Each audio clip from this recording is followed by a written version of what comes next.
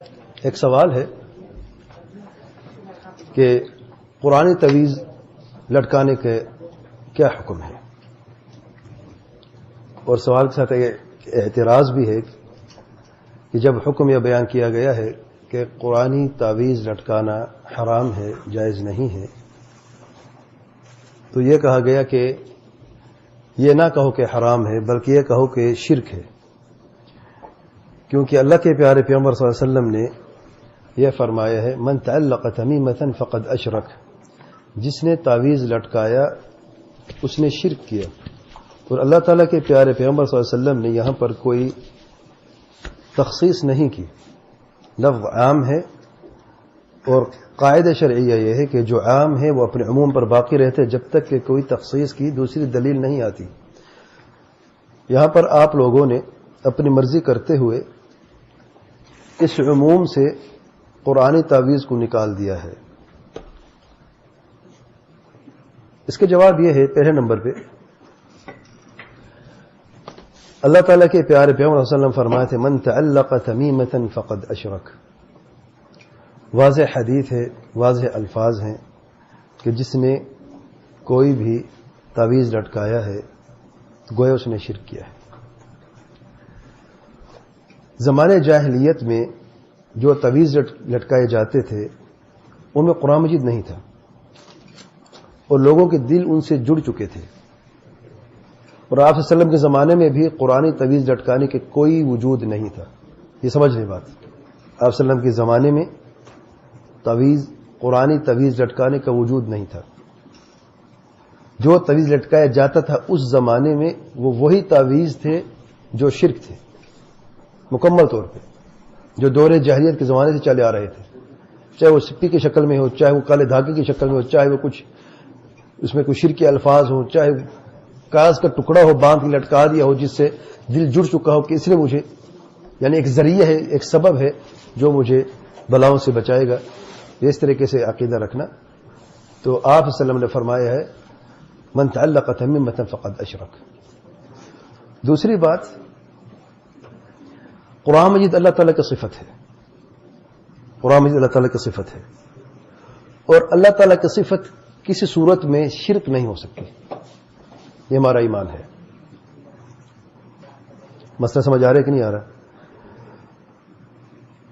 قرآن تعویذ لٹکانا جائز نہیں ہے، اگرچہ بعض لوگوں نے کہا کہ جائز ہے۔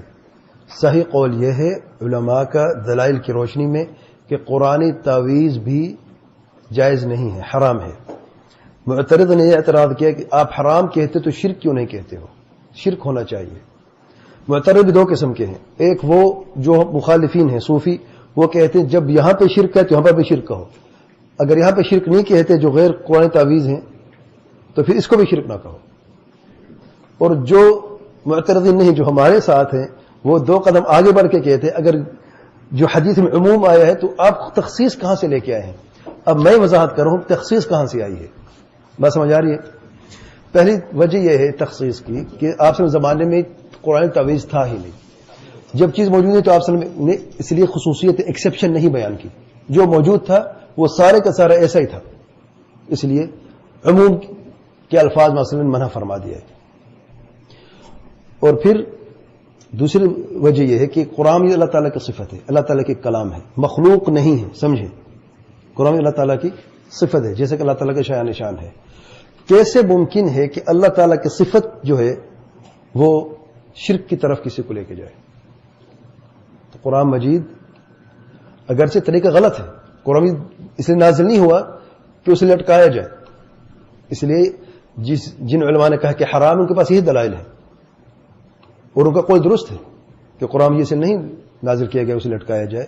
بعض اوقات انسان کسی ایسی جگہ پہ جاتا ہے جہاں پر یعنی اللہ کے کلام نہیں لے کے جا سکتا، بعض لوگ تعویذ لٹکائے ہوئے اندر چلے جاتے ہیں باتھ رومز میں، یا جنابت کی حالت ہوتی ہے، تو دیگر وجوہات جن کی وجہ سے قرآن تعویذ لٹکانا بھی جائز نہیں ہے، لیکن یہ کہنا کہ شرک ہے یہ بات درست نہیں ہے۔ تو دوسری بات یہ ہے کہ اللہ تعالیٰ کی کلام ہے۔ اور تیسری بات، بعض سلف سے یہ ثابت ہے کہ وہ قرآن مجید کو بچوں گلے میں لٹکاتے تھے، تختی لے کے اسے لٹکا دیا کرتے تھے. وہ یہی سے غلط فہمی ہوئی ہے اس گروہ کو جو کہتا ہے کہ قرآن تویز لٹکانا جائز ہے. سید عبداللہ بن عمرو بن العاص رضی اللہ عنہما اپنے بعض بچوں کے گلے میں تختی پہ قرآن مجید کی بعض آیات لکھ کے لٹکا دیتے. تو جو گروہ کہتا ہے کہ قرآن تویز جائز ہے وہ یہ ثبوت پیش کرتا ہے. اگرچہ میں یہ گزارش کرتا ہوں اور وہ علماء بھی یہی کہتے ہیں جو کہتے کہ جائز نہیں ہے کہ تعویذ کبھی تختی کی شکل میں نہیں ہوتا، اور یہ نہ کہ اس زمانے میں جلد کے ٹکڑے نہیں تھے یا ورق کے ٹکڑے نہیں تھے. جلد کے ٹکڑے موجود تھے اور چھوٹے سے لفظوں میں لکھا جا سکتا تھا. اگر اس تختی سے مراد تعویذ ہوتا تو بچے کے گلے میں اتنی بڑی تختی لٹکانے کے کیا فائدہ؟ تختی سے لٹکایا کرتے تھے تاکہ بچہ قرآن مجید پڑھے اور اسے یاد رہے، اس کے گلے میں چلتے پھرتے قرآن دیکھتا ہے. اور یہ ثبوت ملتا ہے کہ سلف اپنے بچوں کو جب تعلیم دے تو قرآن مجید کی تو اہتمام کتنا کرتے کہ ہر وقت بچہ قرآن سے جڑا رہے، اور بچے جب بیٹھا ہے لیٹا ہے تو قرآن مجید کی تختی کو دیکھتے ہیں اور پڑھ لیتا ہے، اسے یاد کر لیتا ہے. تو قرآن تعویذ شرک نہیں ہے. اور پھر چوتھی وجہ جو ہے شرک کی تعریف کیا ہے. اگر تعریف سمجھ لیں شرک کی تو پھر بات آسان ہو جاتی ہے. اور جب ہم شرک کی بات کرتے ہیں تو یاد رکھیں من تعلق تمم فقد اشرک میں ایک یہ بھی علم بات جان لیں، یہاں پہ شرک جو ہے مطلقاً بیان کی، یہ نہیں بیان کیا اکبر ہے اصغر ہے. بنیادی طور پر تعویذ لٹکانا شرک اصغر ہے، کیونکہ لٹکانے والا مسلمان جب تعویذ لٹکاتا ہے وہ یہ تصور کرتے ہیں، عقیدہ ہوتا ہے کہ یہ تعویذ جو ہے ذریعہ ہے نجات کا، سبب ہے. خود اس تعویذ کے اندر نفع نقصان نہیں ہے. عام طور پہ بات میں کر رہا ہوں، کیونکہ ایک اعتراض یہ بھی بعض لوگوں سے آیا ہے جب شرک کی بات ہو آپ شرک اصغر کیوں، شرک اکبر کہو اصغر کیوں کہتے ہو؟ جب آپ صلی اللہ علیہ وسلم نے یہی نہیں تعین کیا آپ کیوں کرتے ہو؟ اس لیے کہ شرک اکبر کی تعریف یہ ہے کہ کسی کو اللہ تعالیٰ کے برابر کر دینا. اور تعویذ کے اعتبار سے نفع نقصان میں یا حاجت روائی میں، مشکل کشائی میں اگر کوئی شخص تصور کرتا ہے یہ جو تعویذ ہے یا اس کے اندر جو کاغذ کا ٹکڑا ہے یا جو کچھ بھی ہے یہ نفع نقصان کا مالک ہے، مجھے اس سے نفع نقصان ملے گا، تو شرک اکبر ہے. اور اگر یہ عقیدہ نہیں ہے اور عقیدہ یہ ہے کہ یہ ذریعہ ہے نجات کا اور حقیقتاً یہ سبب ہے نجات کا، اور حقیقت مشکل کشا اللہ تعالیٰ ہے، نفع نقصان صرف اللہ تعالیٰ کے ہاتھ میں ہے، لیکن یہ ایک ذریعہ ہے، یہ شرک اصغر ہے. شرک اصغر کی تعریف کیا ہے؟ جو بھی ذریعہ شرک اکبر کی طرف لے کے جائے تو اسے شرک اصغر کہتے ہیں. جو بھی ذریعہ شرک اکبر کی طرف لے کے جاتا ہے اسے شرک اصغر کہا جاتا ہے. اب یہ عقیدہ رکھنا کہ یہ سبب ہے، ملک مشکل کشا اللہ تعالیٰ، نفع نقصان کا مالک اللہ تعالیٰ ہے صرف اور صرف. آج یہ عقیدہ ہے کہ یہ سبب ہے، کل یہ ہو سکتا ہے کہ اسی پر عقیدہ بن جائے کہ یہ مشکل کشا ہے وہ یہ نفع نقصان کا مالک ہے. یہ تعریف اکبر کی اور اصغر کی. اب قرآن مجید کی آیت کو لے کے آئے، کہاں فٹ ہوتی ہے؟ اکبر میں ہوتی ہے، اصغر میں ہوتی ہے، کہاں فٹ ہوتی ہے؟ کیا قرآن مجید کی آیت کو لٹکانا ذریعہ ہے شرک اکبر کی طرف یا بذات خود وہ شرک اصغر ہے؟ جس نے لٹکایا ہے اس تعویذ کو، جو قرآن تعویذ ہے، اس نے اس لیے لٹکایا کہ اس کا اللہ تعالیٰ کی کلام ہے. اللہ تعالیٰ کی کلام مبارک ہے، بابرکت ہے، اور اس کی برکت سے اللہ تعالیٰ مجھے شفا دے دے گا. کلام بھی اللہ تعالیٰ کی ہے، شفا بھی اللہ تعالیٰ دیتا ہے، کوئی باہر سے چیز نہیں ہے. سمجھے؟ دھاگے کی بات نہیں کر رہا، وہ اس پیتل کی ٹکڑے کی بات نہیں کر رہا، وہ اس کے اندر جو چیز ہے اس کی بات نہیں کر رہا، جس چیز سے وہ لکھی گئی ہے اس کی بات نہیں کر رہا، وہ اللہ تعالیٰ کے کلام کی بات کر رہا. بات یہی ہو رہی ہے کہ قرآن مجید کی آیت جو ہے، قرآن کی آیات کی جو لکھے ہوئے تعویذ ہے اس کی بات ہو رہی ہے. تو پھر نہ تو شرک اکبر کی طرف کوئی راستہ جاتا ہے، نہ شرک اصغر کی طرف کوئی راستہ جاتا ہے.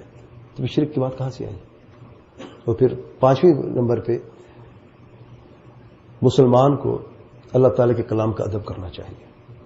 دونوں فریقین غلطی پر ہیں. جو قرآن مجید کی تعویذ کو لکھ کے لٹکاتے ہیں وہ بھی غلطی پر ہیں، اور جو کہتے ہیں قرآن کا تعویذ شرک ہے یہ بھی غلط ہے. قرآن مجید کے آداب میں سے یہ ہے کہ قرآن مجید جس وجہ سے نازل کیا گیا ہے ہمیں وہی راستہ اختیار کرنا چاہیے. اللہ تعالیٰ کیا فرماتے ہیں؟ کتاب انزلناہ الیک مبارک کیوں لیدبروا آیاتہ. قرآن مجید کی برکت آیات کے تدبر میں ہے، لکھنے سے نہیں، لکھنے میں لٹکانے میں نہیں ہے. بعض یہ نا سر میں نے کل جو لوگ یہ سمجھتے ہیں وہ سمجھتے، میں نہیں کرے کہ ایسا کریں، سمجھے جو لٹکاتے قرآن تعویذ وہ یہ سمجھتا ہے کہ اس میں برکت ہے. برکت لٹکانے میں نہیں ہے، لیکن شرک بھی نہیں ہے. برکت ہے اس کے پڑھنے میں، تدبر میں، شفا بھی قرآن کے پڑھنے میں ہے. اللہ اعلم. سبحانک اللہم وبحمدک. یہ تو میں کہہ رہا ہوں اس حدیث میں عموم کا لفظ ہے. دوسری جو وجوہات ہیں وہ اس عموم کو خصوص کر دیتی ہیں، تخصیص کر دیتی ہیں. اور عمومات دو طریقے کے ہوتے ہیں، تخصیص دو طریقے سے ہوتی ہے. ایک واضح لفظوں میں اسی حدیث کے سامنے دوسری حدیث آتی کہ الا یہ کہ قرآن مجید کے لکھو، وہ ہے نہیں، وجہ بیان کر چکا ہوں میں. اور دوسری دلائل جو دوسری عمومات ہوتی ہیں قرآن مجید کی عظمت کے تعلق سے، اللہ کی کلام ہے اور جو یہ کر رہا ہے اس کی نیت کی بنیاد پر، تو یہ چیزیں جب سامنے آتی تو تب پتہ چلتا ہے کہ یہ ایکسیپشن ہے اس میں سے. ورنہ پھر یہ کہنا کہ قرآن مجید بھی اللہ کے کلام بھی شرک کی طرف ایک راستہ ہے، یہ بہت بڑی بات ہے. تو اس فرق کو سمجھنا بہت ضروری ہے. اور جن علماء نے کہا ہے کہ جائز نہیں ہے، حرام ہے، انہوں نے نہیں کہا کہ یہ بھی شرک ہے. یاد رکھیں. واللہ اعلم. سبحانک اللہم وبحمدک اشہد ان لا الہ الا انت استغفرک واتوب الیک.